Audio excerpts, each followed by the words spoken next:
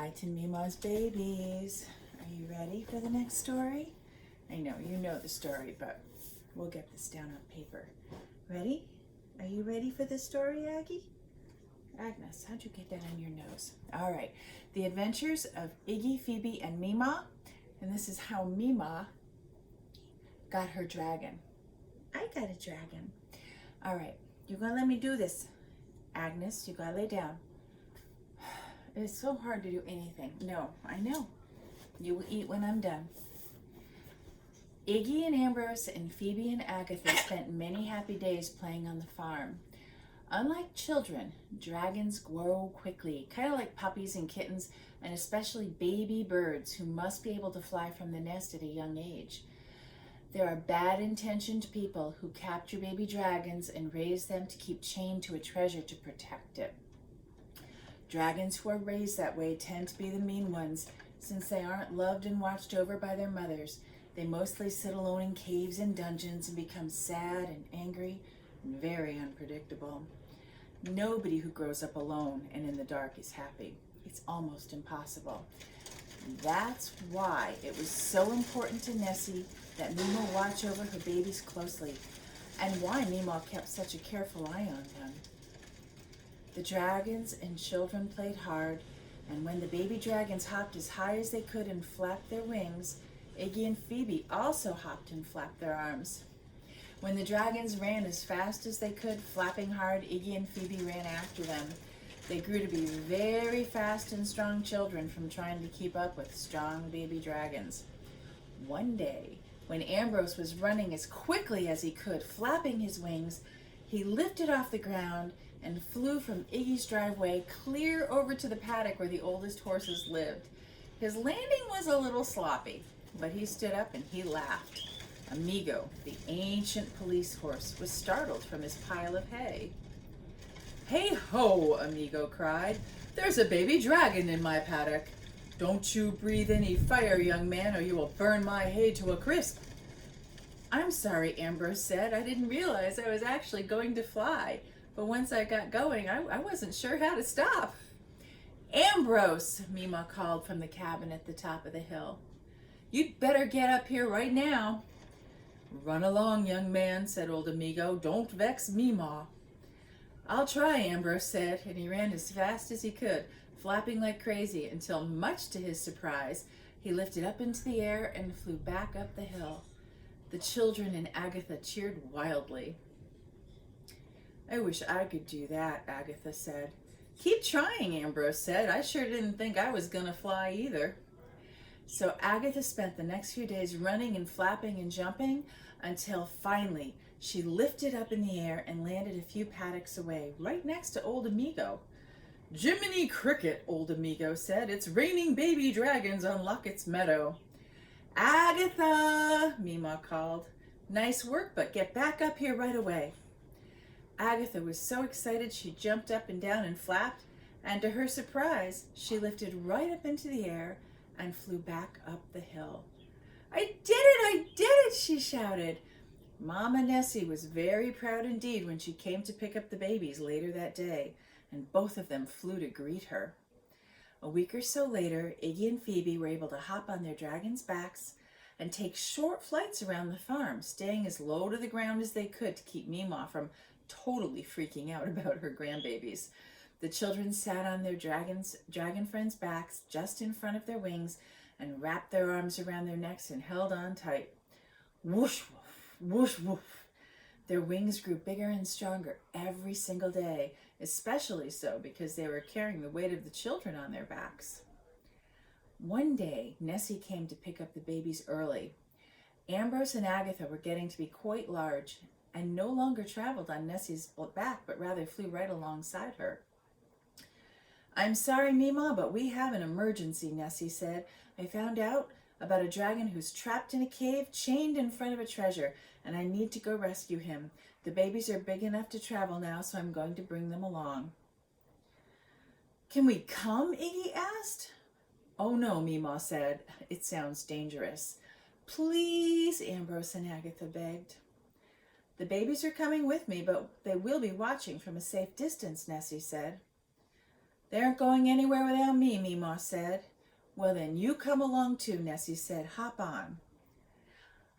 Meemaw was torn between keeping her babies very, very safe and taking her first ride on a dragon. But in the end, her sense of adventure won. She climbed up on Nessie, and then Iggy, clutching his sword scallywag, hopped on Ambrose. Phoebe May wrapped her arms around Agatha's neck, and off they all flew. Dragons are very fast, much faster than birds, much faster than airplanes. When you're on a dragon, you hold on tight.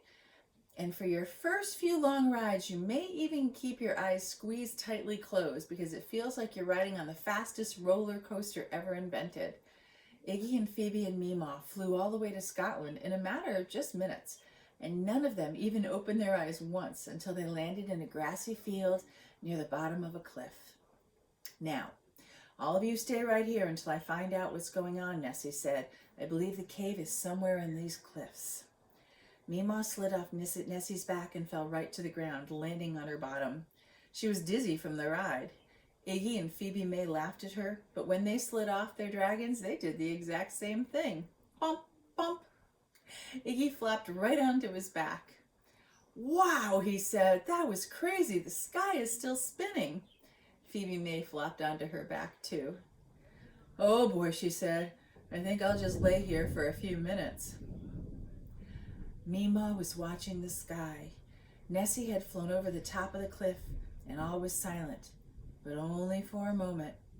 The ground began to rumble, and rocks tumbled from the cliffs. The three humans stood up and rushed to the two dragons, and they all huddled together. Is it an earthquake? Iggy shouted. I don't know, Meemaw said, holding her two babies tightly. Just stay together. It seemed like it took forever, but it was only a minute or two before the ground stopped trembling. When it finally did, they looked up at the cliff, and there, where there had once only been rock walls, was now the opening to a giant cave. And from the cave, they heard the screeching noise of a dragon, as well as the sound of men yelling. It's in there, Iggy said. We've got to go save it. Oh no, Meemaw said. We will wait for Nessie to get back. She can handle this. The five of them, however, inched closer to the cliff where the rocks had tumbled down. We can't climb up there, Phoebe said, staring at the rock wall. She looked down at the rocks at her feet that only minutes ago had been part of the cliff. There was something glittery in the gravel.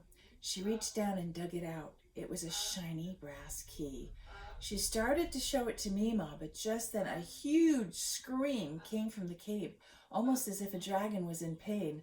Oh no, Meemaw said. Ambrose, Agatha, do you think you could get the three of us up there? Of course, Ambrose said. Sounds like that poor dragon is hurt, Meemaw said. We have to see if we can help. But before they could do anything, they heard more shouting from above. There, looking over the cliff, right at them, was a small band of pirates. Invaders, they shouted. Get rid of them.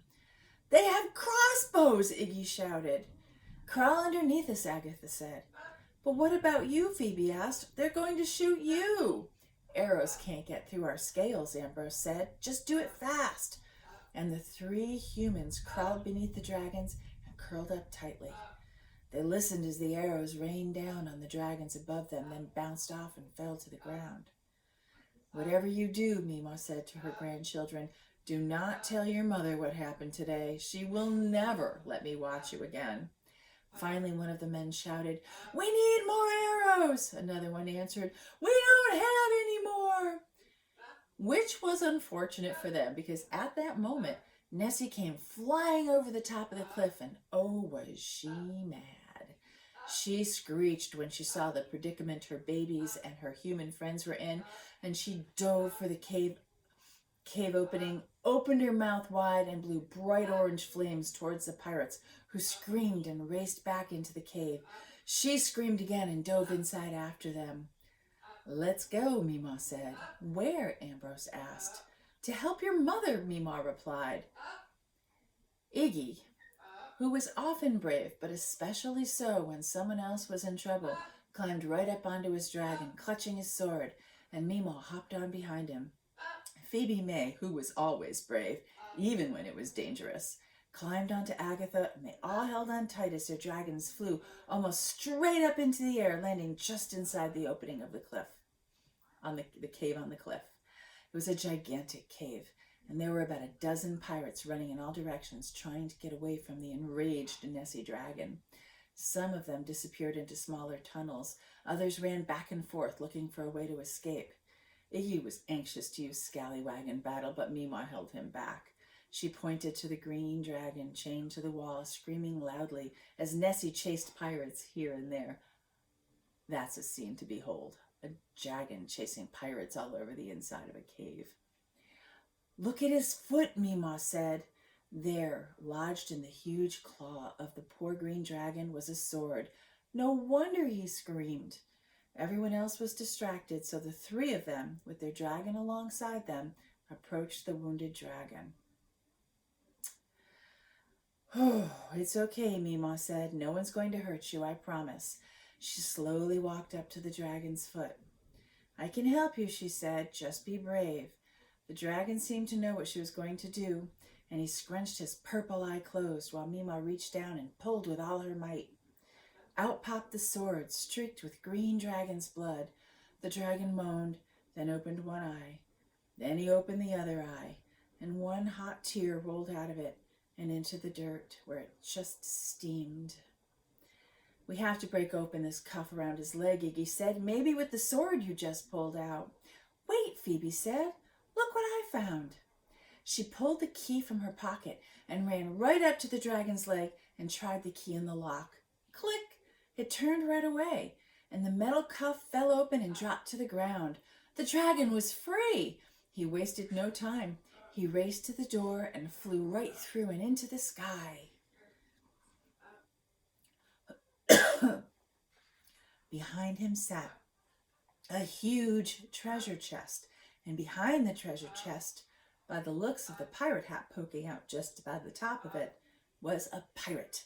Before Meemaw could stop him, Iggy raced right up to the chest, climbed on top, and whacked the pirate on his head with Scallywag. "Ouch! Hey, cut that out!" the pirate shouted. Iggy whacked him on the head again. "How dare you chain a dragon like that?" Iggy shouted. "To guard my treasure," the pirate shouted back. "Somebody has to." And the pirate stepped out from behind the treasure chest. "Hey," he shouted. "It's you again!" "It's Hook!" all three humans shouted at the same time. Iggy raised his sword. "Arg," said Hook. "Give me back my sword and I will fight you, you rotten kid." "My poor head!" It's not easy to read with help from Agnes Amelia here. "This one," Phoebe said, picking up the sword Meemaw had taken from the dragon's foot. "Aye, that's the one," Hook said and lunged for it. But Iggy swung Scallywag at Hook's legs and tripped him so that he fell at Phoebe's feet. Ambrose swung his tail around and flattened it on top of Hook, pinning him to the ground. "Let me up!" Hook shouted. Ambrose said nothing. He just kept Hook pinned in the dirt. Moments later, Nessie shouted, "It's time to go." The rest of the pirates had all been chased away. Ambrose held Hook in place while Iggy climbed aboard, and Meemaw hopped onto Nessie and Phoebe May on Agatha. Then out through the cave opening they soared. "Look!" Iggy shouted. "There's the dragon!" Down in the green field below the cliff stood the dragon, licking his injured foot. The three dragons circled slowly as they descended to the grass below. When they landed, Meemaw slid off Nessie's back and rushed to the dragon. "Can I see that foot?" she asked. The dragon held it out for her to look at. "It's not so bad," Meemaw said. "It just needs to be cleaned out and some medicine put on it. If you follow us home, I can take care of it for you." The dragon nodded, and Meemaw started to walk back to Nessie, but the green dragon with the bright purple eyes laid his long neck in front of her and stopped her.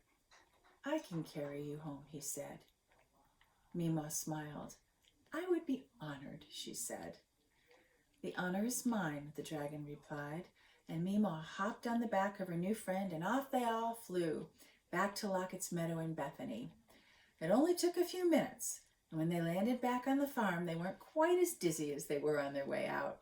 Apparently, riding dragons just takes a little getting used to. Meemaw took a garden hose and soap and washed out the wound on the dragon's foot, then took a tube of medicine and squeezed the entire thing into it. That will do it, she said. What's your name? She asked the dragon. I'm Dragon St. George, he replied. I'm Meemaw, Meemaw answered. Very pleased to meet you. Thank you for saving me, Dragon St. George said. I owe you my life. Oh no, Meemaw said. I would be happy if we could just be friends. We already are, the green dragon replied. Just call me if you ever need me. I will be right there. And he bowed, bid good day to all his new friends, and flew off into the setting sun. Oh dear, Meemaw said. The sun is setting. I have to get these two into the house before their mother has a fit. Good night, everyone. And she herded her babies up the hill and in through the back door of the log cabin. Mama, Phoebe shouted, guess where we went? Scotland. And we battled pirates and we rescued a dragon. Be quiet, Phoebe, Iggy said. We aren't supposed to tell her. Right, Mama said. You two have the most amazing imaginations. Dinner is ready. Go wash your hands and faces. You're both filthy. Mom, are you staying to eat? No, Meemaw replied. I have to make some dinner for Peepaw. I will see you tomorrow. Meemaw walked down the hallway towards the door and stopped at the bathroom where her grandbabies were washing their hands in the sink. Well, she smiled. Shall we have another adventure tomorrow? Yes, Iggy and Phoebe shouted. See you then. And she kissed them each on the forehead and headed for the door. Don't worry about telling your mother, she added. She doesn't believe any of it anyways. Good night, Angel, she said. And as she slipped out the back door, she heard Iggy say, maybe we can go back to Scotland tomorrow. She wasn't sure if they were going to go to Scotland again, but one thing was positive. They would definitely have an adventure, and all of them couldn't wait to see where the next one would take them. The end. Night, angels. Meemaw loves you.